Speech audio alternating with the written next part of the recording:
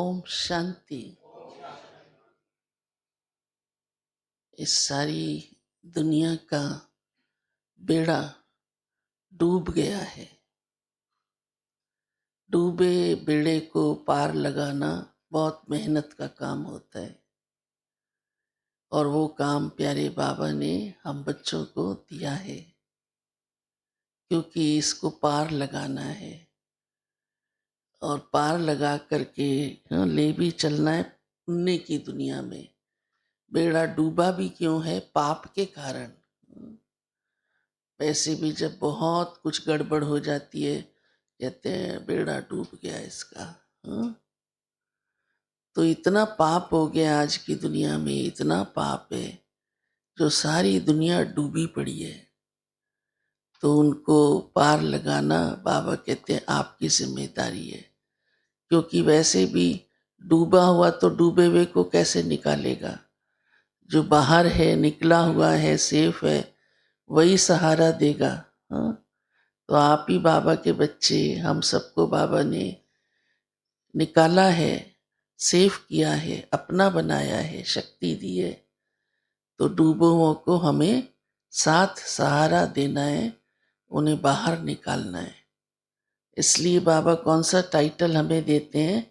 Salvation army. Salvation देनी पड़ती है ना, रास्ता सहयोग देना पड़ता है, ताकि वो उस सहारे के आधार से पार लग जाए। तो बाबा ने हम बच्चों को ये लक्ष्य दिया है कि अब तुम्हें पुण्य की दुनिया में चलना है और अन्यों को भी इस पाप के डूबे हुए जीवन से बाहर निकालना है। और सचमुच जब उन्हें ये सहारा मिलता है, वो सहारा कोई अन्य बातों का नहीं, ज्ञान और योग का है, तो उन्हें समझ में आ जाता है कि वो तो डूबे पड़े थे एकदम, वहाँ जिंदगी क्या बन गई थी। अब हमको इससे बाहर निकल कर अपना जीवन पुण्य आत्मा वाला बनाना है। फिर बाबा ने आज निश्चय की बात सुनाई है कि सभी बच्चों को निश्चय भी एक जैसा नहीं है। कौन सा निश्चय? कि बाप वर्षा दे रहा है, आया है। भले कहते सभी हैं हमको निश्चय है, लेकिन फिर भी बाबा कहते एक जैसा नहीं। उसका फर्क बाबा ने सुनाया है, क्योंकि निश्चय है तो फिर पुरुषार्थ कैसा होगा? भगवान आ गया, वो वर्षा दे रहा है, बुद्धि में ये पक्का है 100%, तो पुरुषार्थ कैसा होगा?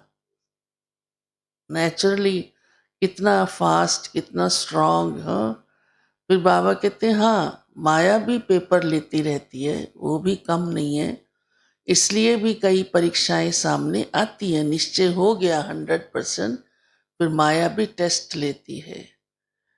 तो बाबा ने आज इसीलिए ये बात कही है कि जब निश्चय बैठ जाता है तो पुरुषार्थ अच्छा होता है, पर थोड़ा बहुत अलबेलापन भी कारण क्या है कि इतना बुद्धि में पक्का ही नहीं हुआ कि बाप मुझे इतना ऊंचा वर्षा दे रहा है तो मुझे क्या करना चाहिए। बाबा को भूल जाते हैं, माया भी भुला देती है। फिर हर एक के पार्ट का भी, हर एक के कर्मों का भी कारण बनता है, तो उसी अनुसार फिर उसका पुरुषार्थ भी चलता है। तो बाबा का कहने का भाव है कि इतना पक्का निश्चय हो जाए कि मोस्ट बिलवेड बाबा, पतित पावन बाबा आया है मुझ आत्मा को पावन बनाने। आज बाबा ने स्कॉलरशिप लेनी है पढ़ाई में। साधारण पढ़ाई, साधारण स्टूडेंट पढ़ता रहता है, पर ये पढ़ाई भी साधारण नहीं है और हमारा लक्ष्य भी साधारण नहीं है। तो बाबा ने कहा कि स्कॉलरशिप लो, ऐसा पढ़ो जो रिस्पेक्ट मिले। पढ़ाई अच्छी होती है, लौकिक भी, तो उसको सभी ऊंची दृष्टि से देखते हैं। हाँ? तो ये हमारा जीवन बाबा ने कितना ऊंचा बनाया है। तो बाबा कहते हैं आपको पास भी रिस्पेक्ट से होना है, पास विद ऑनर होना है। तो रिस्पेक्ट से माना कि अच्छे नंबरों से पास होना है, साधारण रीति से पास नहीं होना है।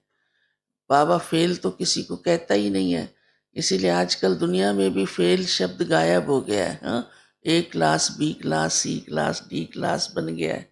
ये समझ जाओ ये थोड़े नंबरों वाला है, पर हमारा लक्ष्य तो ऊंचा है। इसलिए बाबा ने आज कहा है कि ऐसा पास बनो, रिस्पेक्ट वाला, स्कॉलरशिप वाला, इतनी अच्छी पढ़ाई पढ़ो। साथ ही बाबा ने क्योंकि हमें सेल्वेशन आर्मी का आज टाइटल दिया है, तो बाबा कहते हैं आप ही यादगार है पांडव, आप ही सच्चे सच्चे पांडव हो। पांडवों ने क्या किया था?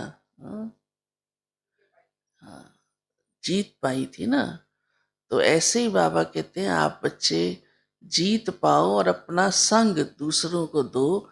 ईश्वरीय संग जो मिला है सत्य का संग है, बाकी और कोई सत्य का संग नहीं है। तो पांडवों का ही काम है उस संग को अन्यों को देना, तो उनका भी बेड़ा पार हो जाए।